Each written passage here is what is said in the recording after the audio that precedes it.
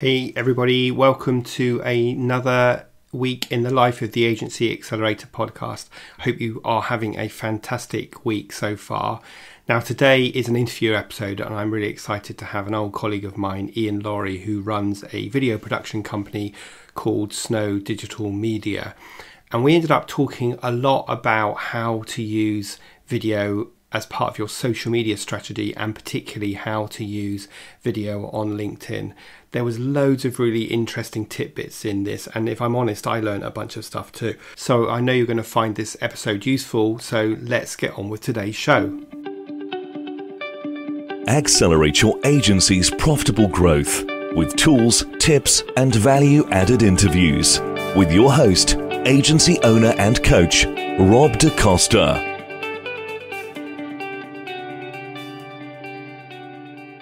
Welcome to another episode of the Agency Accelerator. Now, I am really excited to have Ian Laurie from Snow Digital Media. And Ian has been working in the video production space for 20 years. And actually, Ian and I have known each other for a number of those years.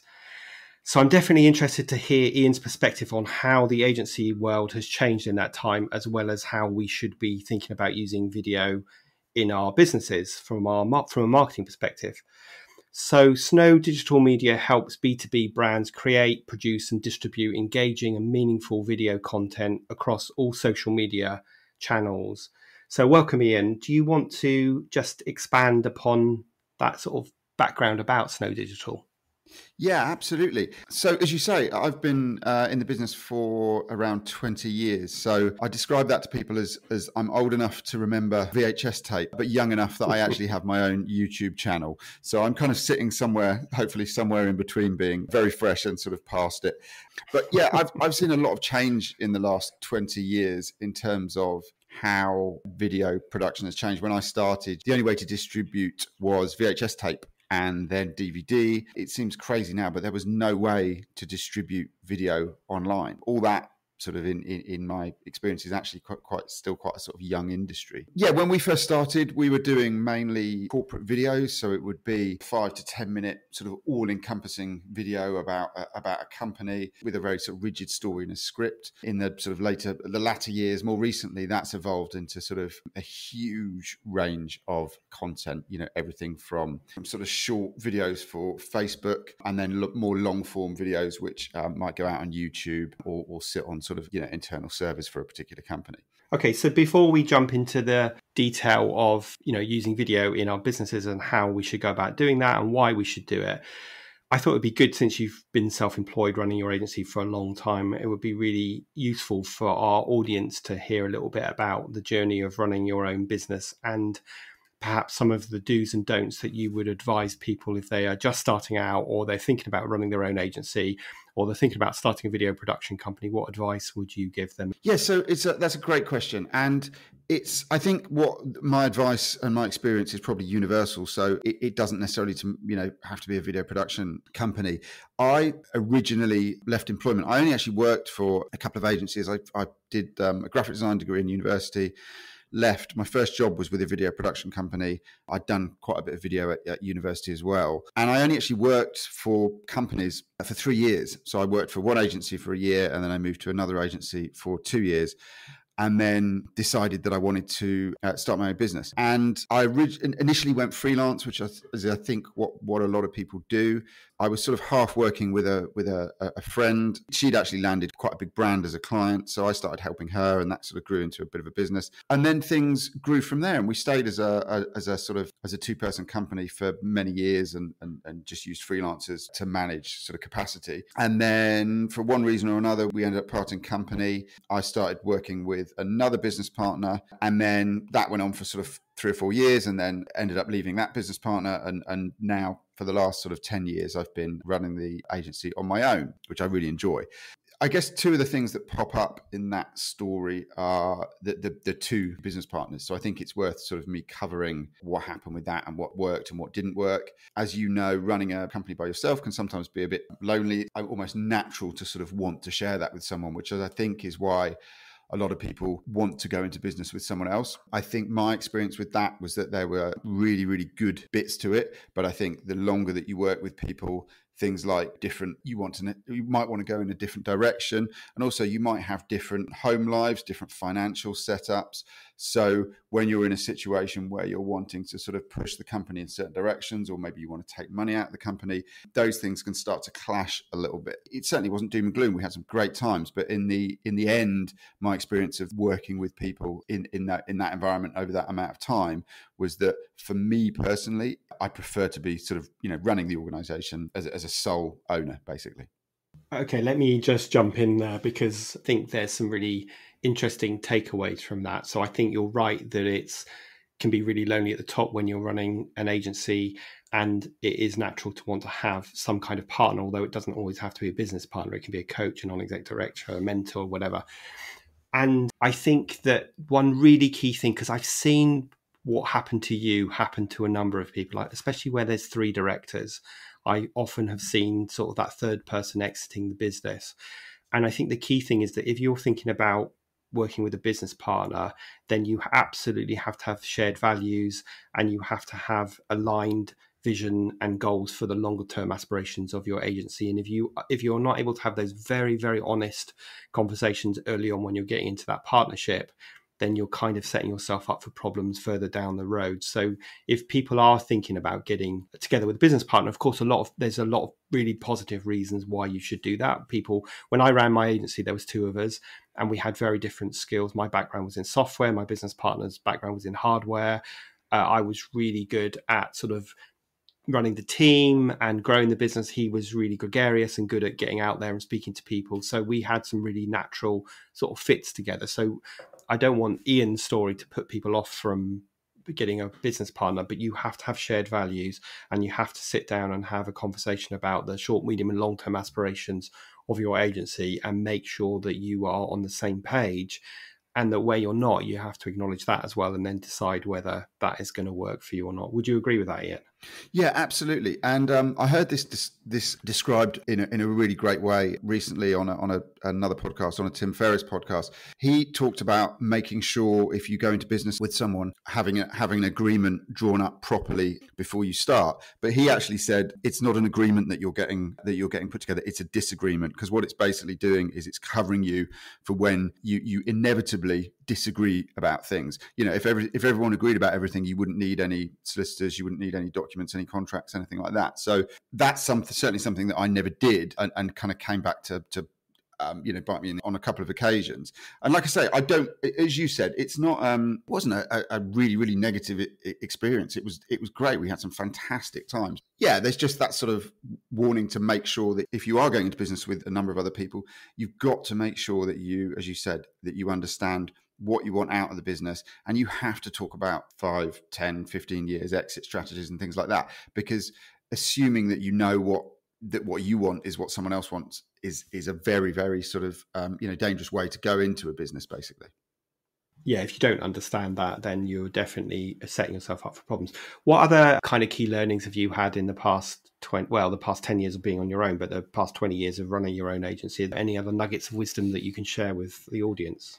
I think the peaks and troughs, which I know have always been a big part of when we started working together, that was one of the big shocks when you start your business and things go okay, revenue starts to build, you get more customers and things are going really, really well. And then sort of you go up and up and up, and you get really busy, and you don't realize, but you stop doing the marketing, whether that's kind of very sort of direct strategic marketing, or whether it's just sort of a bit of networking or just telling people what you're doing. You stop doing that. And then eventually that sort of catches up with you. Different things happen in business. So someone that works for the company that you're doing a lot of work for might move. There might be an organizational change, which suddenly means that client isn't a client of yours anymore. And then all of a sudden things can sort of start to go the other way. And it's really scary the first time that happens, because you think, oh my God, we were sort of, I think there's this feeling now that your business has got to sort of be increasing revenue quarter on quarter, and everything needs to keep going up. And if it's not, then there's massive problems. And actually, the longer that you're in business, I think that's probably one of the biggest learnings from being in business for 20 years is that, it's like looking at the stock market. Every now and then there are corrections, and you can do everything right in terms of marketing and the work that you're doing, keeping that to a really high quality. But eventually things will just pop up that are going to cause problems for you. And it's kind of being realistic about the fact that, you know what, let's not panic. We'll just keep doing what we need to do. We need to go back to marketing, or we need to put some money over here, investment over here. And just knowing that you're going to have that sort of up and down from year to year potentially. Absolutely. And I think a really good point that I'd like to make at this point is that no one should define their success based on increasing their revenues by 20% year on year. Some people, that isn't why they run their businesses. So there is no blueprint of success. You just need to make sure that you are in control of your own destiny. So if you're creating kind of a lifestyle business, that you make sure you get a work-life balance right, you make sure you're earning the profits that you want to earn. But no one says that the success is determined by how much a business grows year on year. So I think that's a point that I would like to make, because sometimes people beat themselves up because they haven't beaten last year's profit numbers, but that might be okay because they might be having a fantastic work-life balance and be able to pick the kids up from school and all the rest of it. So that's a good point, well made. So let's move on to talk a bit about video, because obviously in 20 years, you described in the introduction how technology is having such a huge impact. But why do you feel like video should be part of an agency's marketing strategy? When we started making videos, they were VHSs that we were sending out to clients. That was the sort of final deliverable. In order for them to get someone to watch this video, they either had to take that to a prospective customer, put that into a VHS player in the meeting rooms, which actually people used to have, and play that video, and everyone had to sit around and watch it. And then that moved to DVDs. And then obviously in 2006, it feels like it was longer ago, but actually YouTube didn't come about to 2006. We were suddenly able to sort of host video online, which was huge. Like I say, I can still remember when you couldn't get a video to play smoothly on a computer. It seems crazy now, but yeah. And as soon as YouTube came around, and then the sort of the other platforms like Facebook and LinkedIn then started to kind of use similar technology that meant you could host videos on their own platforms, it's just changed everything.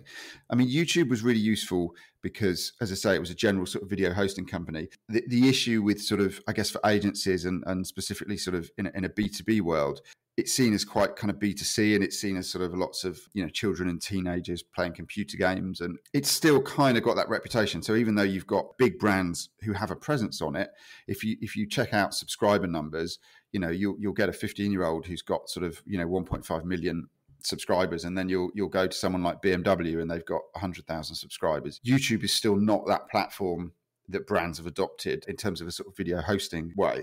So when video sort of moved to platforms like Facebook and LinkedIn, it suddenly became more interesting to business. What I'd probably want to focus on, because we're talking in an agency perspective, is LinkedIn, which is such a huge opportunity in the B2B space at the moment in terms of video. I think in 5 or 6 years' time, people are going to look back and be like, oh my God, well, there was such an opportunity there. Why didn't we get in then? Why did we, you know, it's really crowded now. You know, we thought it was crowded then, it really wasn't. I think in terms of sort of social media, there's quite often this idea that if you haven't got a really strong presence now, you sort of missed the boat. Do you know what I mean? You know, if you haven't got an Instagram account with thousands and thousands of followers, it's too late to start. If you haven't got a YouTube channel with loads of followers, if you haven't got a really great Facebook page, it's too late. And the thing is, it's just not. And B2B has been quite late coming to this area. So I think creating video content for LinkedIn is something that every agency should be looking to do in the next 12 to 18 months. Okay, so let me just jump in there, because I think there's a real mindset thing here, because I know I suffer from this sometimes, that it's not too late, and it's very easy to look at other people and think how fortunate they are because they've got thousands of followers or viewers, but it is never too late. And I guess I would completely concur with you, Ian, that we're at the cusp of the world of video and how it can be used and how it can represent our brand and how it can play a significant part in business development. And I believe that LinkedIn is finally catching up with the live video like you can do on Facebook and YouTube. I know I actually applied ages ago to LinkedIn to be a beta tester for their live video, but not heard back yet. So I'm not sure that's good or bad. But do you know much about that? I know that they're still running the beta program. There's still quite a lot of, as far as I know from speaking to people at LinkedIn, there's still some things that they want to iron out. So as far as I know, what they're doing at the moment is it's mainly being offered to the big brands and agencies. So I think there might be a couple of influencers, sort of specific video influencers that've got access to it. I mean, by all means apply, but I don't think the likes of you or me, unless we've got a huge following on LinkedIn, are what they're interested in yet. So I guess, Ian, what you're saying to me is that I haven't got much of a hope of LinkedIn actually accepting me to be on their LinkedIn Live. But I guess, guys, it's coming soon. The other thing I believe about LinkedIn is that when you're posting videos on there, you're going to do much better in terms of their search algorithm if you load it natively onto LinkedIn rather than putting a link to, say, YouTube or Vimeo. Is that right? Well, this is an interesting one. In theory, yes. That's the advice that I would be giving to everyone normally. I would say that I watch a couple of sort of very regular video creators on there who seem to do a mix, and I always see their videos, whether they are YouTube or LinkedIn native videos. So I've been told by LinkedIn that their post feed is still sort of moderated by humans. It's not an algorithm. I don't know how much of that is true, but apparently it is still, it is still looked at as, is this content relevant? Is it good, high quality content? Therefore it gets through. So I would say it's probably safer to keep the video native. The other reason to do that is that you get some quite nice metrics on video. So you can go in and you can see if people in your network have viewed it. You can see exactly who's viewed it, who's liked it, for example. But it also allows you to see, it will say something like, someone in the food and drink industry has viewed this video, or, someone in the automotive industry has viewed this video. And I think that's some quite interesting metrics, because you can look at sort of what countries have had a look at it. And it just gives you some general, if, for example, you are aiming your content at the automotive industry, for example, if several people from that industry are looking at it, then you're sort of going in the right direction. You don't get that sort of those metrics from YouTube. To summarize, I would still look to upload natively to LinkedIn if you can. Yeah, and I think that's good advice. So let's just stick with LinkedIn for a moment. Let's imagine, so I'm an agency, I have bought into the idea of creating some video. What kind of video content would I put on there, and what would be the ideal length to post on social media, but particularly LinkedIn? Yeah, so these are really, really hot questions, and these are the questions that get asked over and over again. What video content should I create, and how long should it be? The answer is obviously it depends. So in terms of what sort of content you create, you need to look at the outcomes that you're trying to generate. So you need to work out where in the funnel that video is working, because obviously a top of funnel video is going to be very, very different from a much lower down the funnel video. So top of funnel might be general awareness of your agency. For example, if you're a relatively new agency, or you're relatively new to posting video on LinkedIn, it might just be it could be like an agency tour.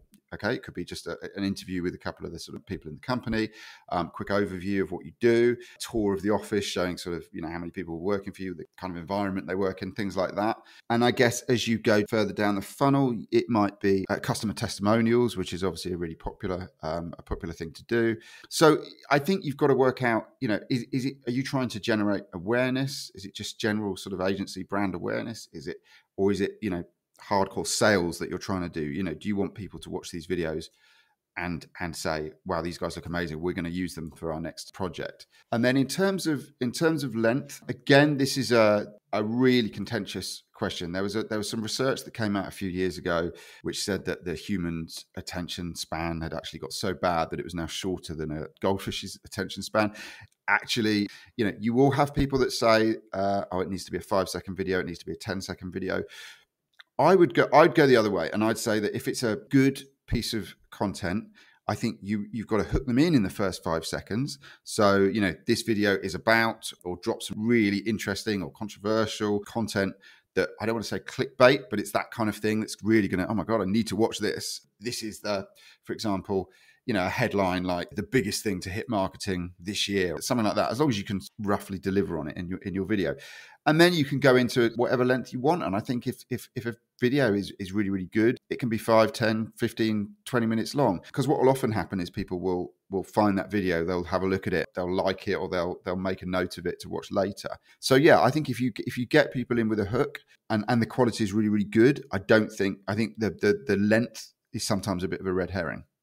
Okay, great. So there's some really interesting points that I just want to pick up on. First of all, the idea of thinking about the outcome you want to achieve before you actually shoot your video is really sound advice. And of course, that's advice that we should apply to all of our marketing activities, whether it be video or writing a piece of content or doing some Facebook advertising or going to do a speech, whatever it is. We have to think about what are we trying to achieve from this, and then that will influence the actual content that you create. So that's a really good piece of advice. I think the other thing about LinkedIn that I know compared to, say, Twitter, is that your posts that you put on LinkedIn are going to hang around a lot longer. I think Twitter's got like 18 minutes or something before, the post has just disappeared. Whereas LinkedIn, if you're getting engagement, it's going to keep being shown to your audience. That's one of the reasons why LinkedIn is such a great platform, especially in that B2B space. If you're thinking about producing your first pieces of content that you're going to post on LinkedIn, for example, do you think it's better to do top of the funnel or middle of the funnel? Which of those two is likely to get more engagement? Yeah, that's an interesting one. I mean, just to go back one step, I think when you think about video and posting on LinkedIn, and this covers a lot of social media, it's not really a campaign thing. It needs to be an always on thing. Just explain what you mean by that a little bit more. If you make a video and you make one video, you put it on LinkedIn, and that's all you do, that month or that quarter or even that year, the chance of you gaining anything from that is so small, unless it was some kind of standout viral success for whatever reason. And when we think about campaigns, which we often do in marketing, we might think, well, for this month or this quarter, we're going to run this campaign. And I think the problem is that as soon as it's like a tap, as soon as you turn it off, it just stops. So I think the thing that people get wrong with social media, very specifically video, is this idea that you just post, we'll do a few videos and then we'll just sit back and wait. And I think the real opportunity is regular content. All the social platforms reward regular content. I think it was YouTube that started doing this originally. If you post regularly, it will sort of update the algorithm more. And even with even Google, the reason that people originally started putting blog posts on websites was because Google liked new content. So as it was looking through and trawling the web, if it looked at your website and you had new fresh content on there, it would think, well, actually this is a bit more relevant than this other website which has been hasn't been touched for 12 months. So that's kind of moved over into the algorithms for social media. So that's why, for example, if you spend any amount of time on LinkedIn, I'd imagine you've come across Gary Vaynerchuk, and he was virtually unknown on LinkedIn maybe 2 or 3 years ago, and now I don't know about you, but I can't sort of scroll for more than sort of 20 minutes without seeing something from Gary Vee or one of his associates. So I think when you think about doing video, I think you've got to think about just doing it regularly. Now, if that means that you can only do one video a month, you're looking at the amount of time you've got to spend on it or your budget, and you think, okay, well, I can only assign this to sort of one video a month. Do that. I mean, ideally, you want to do more than that, but it's about that consistency and that sort of keeping it regular. I think that's going to give you the biggest return on investment for sort of any amount of money that you put into the video. I mean, we're talking specifically about organic here rather than paid, which is a whole nother sort of area. Yeah. So the really, really important point here, if I just step back from what you're saying, is that we should think in our marketing that content is the center of our universe. And when we've produced a piece of content, i.e. a video in this case, we have to think about how many different ways we can use that video. And like you say, posting it once and hoping you're going to get tons of engagement and inquiries, you're going to be seriously disappointed. So obviously, if you're producing a video for LinkedIn, you can also post it on your YouTube channel. You could also post it on a Facebook group or a Facebook page. You could send it out as part of an email campaign. You just need to think that the video is this piece of content. Now, how many different ways can I put this content out to my audience through different channels such as LinkedIn? You've absolutely hit the nail on the head. And going back to the question about what sort of video should I create, this is why thinking about sort of slightly longer form content is potentially a really, really good strategy. And if I give you an example, one of the kind of, I guess, the hot topics for video at the moment, if we look at creating a video podcast, okay, that's a really good example. So you produce that podcast with members of your agency, so you have a kind of an agency or industry discussion, or you get some clients involved, or you get an industry thought leader that's going to sort of be an industry celebrity that's going to pull people into that podcast. If you shoot, for example, a 30 to 60-minute podcast, the amount of video content and other content actually that you can get out of that is huge. And actually, I'm in the process of making a video about this, so I've got sort of stats in my head already. But if you start with a video podcast, you've got your full length, let's call it an hour-long podcast, okay? So you've got the full-length podcast that you can put out as a video. You can then cut that into a shorter highlights video, and you can have several versions of that. So you can have a sort of, a 1 minute's highlights, a kind of a real sort of teaser trailer for the podcast. You can have a sort of 5-minute highlights version, a 10-minute highlights version. So already you've got 3 or 4 pieces of content. Then if we're looking at kind of really short, tiny, bite-sized bits of content, you can make sort of little tiny social pieces. So if someone makes a really interesting comment, you could cut out maybe a sentence that's really, really interesting, quite impactful. Then you can make little square social videos that you can put onto Twitter or Facebook or still LinkedIn, and use those again as little hooks. Then you can transcribe the podcast, so you can stick that on a blog post. You can get the audio of the podcast and upload it as a traditional podcast. So already there, I've mentioned sort of 7 or 8 pieces of content. That's enough to go, maybe 2 months of dropping stuff on all the different channels, all from 1 hour video podcast. Yeah, so such good advice. And listen, the big message here, everybody, is that you need to have a strategy for your content production so that when you are, for example, in Ian's case, you're shooting a video of a podcast recording, you've already considered the various different ways that you can cut that up and use that across all the key channels that you use to reach your target audience. I actually do one of those things with my podcast. So when I shoot a podcast and I create some cover artwork for the podcast, I then create a series of audiograms, which are those little videos that show the sort of wavelength as someone's talking. And I'll pull out 2 or 3 key points that my guest made and turn that into like a 10-second audiogram, which I can post on various channels to actually promote the full podcast. So I am good to hear that I'm doing one of those things. I just want to take a step back, because one of the things you said earlier, which is a really good tip for me, and I don't think about this enough, is that when you're producing video, those 5 seconds at the beginning are really, really important for hooking someone in and for getting them to want to say, tell me more, which means watching more of their videos. So that was a really good key learning. And I think the other thing, just to summarize the last section, is just when you're producing a piece of content, think about the different ways you can not only disseminate it across different channels, but edit it down and use it in different ways, as Ian just outlined. I think that's a really good tip. Ian, just before we wrap up, have you got any other good tips that you wanted to share with the audience about producing video? I think really it's just the message. Just start. I think one of the hardest things to do with video is sometimes just starting. It's kind of getting that first video out. I heard this from a big film director. He described it in terms of making your first film. He said, make your first film. He said, because it will be crap. But he said, until you make your first crap film, you can't start making good films.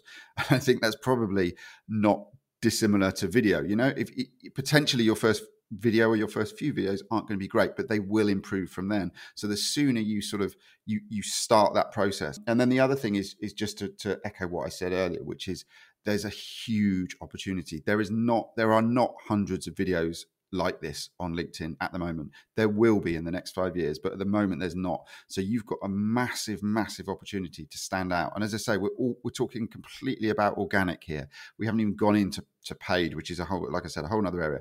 But there is a huge, huge opportunity for agencies to be real sort of thought leaders on video within LinkedIn.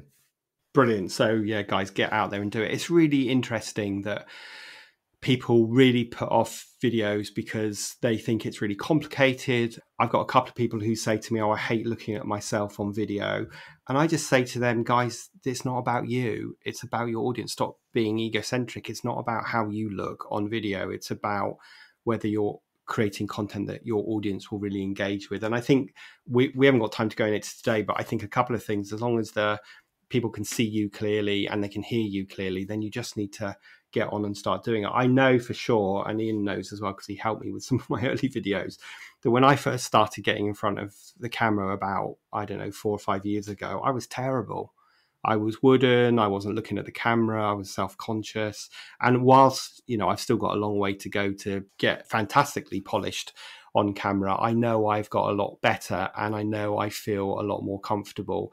And the only way you're going to do that is by getting out there and creating videos. And like Ian says, the first few may not be great and you may not even use them, but it's all about practicing makes perfect. And it's about getting out of your comfort zone and sort of learning a new skill as well. Yeah, absolutely. So let me ask you the last question, which I ask everybody who comes on as a guest on my podcast, which is, what advice would you give your younger business self who's just starting out? If you could go back in time and give that younger Ian one piece of advice, what would it be? I think we did sort of touch on it earlier. I think there's a couple of pieces of advice. The first one is just try and be sort of clear about your outcomes. I think starting a business is an incredibly exciting thing to do. And I think you immediately get wrapped up in just trying to make money. And I think once that starts happening, it's just so exciting. You just sort of, you carry on doing that without necessarily, looking to the future. And then I think the other thing is I certainly looked around me at my sort of peers and thought that what they had was exactly what I should have or should strive for. So, for example, an office with 20 people in and being the MD and sitting in the office on my own. And it took me quite a few years to realize actually that really, really wasn't me. So I think you've got to be able to sort of take time out and be really, really honest with yourself and honest with the skills that you've got and say, am I where I need to be? Am I really happy doing this? Because you're going to be doing it for a long time, and it's something that you've made yourself. So if you're not happy doing it, then there's something wrong. Really good advice. It's interesting that when we are trying to create a plan for our business, we often end up creating a plan of what we think we should be achieving rather than what we really want to achieve. So if we could get that right in the early days of running a business, we are going to do so much better. Ian, really interesting conversation today. Now, if people want to get hold of you or find you online, where would they go to find more about Ian Laurie and Snow Digital? So I'm on LinkedIn. Feel free to drop me a message or connect with me on LinkedIn. That's the kind of where I'm sort of most active. Or if you put sort of my email in the show notes, if they've got a video question, I'm more than happy to reply to email to anything. And once again, thanks for having me on. It's been an absolute pleasure. And we really just touched upon one area of videos. So there's lots more to talk about. So I'm sure we'll have you back. And I will include your LinkedIn profile and your email address in the show notes today. But Ian, really appreciate your time today, and I will see you again soon. Thanks, Rob. So there you have it. There were some really useful insights in this episode, especially around using video on LinkedIn.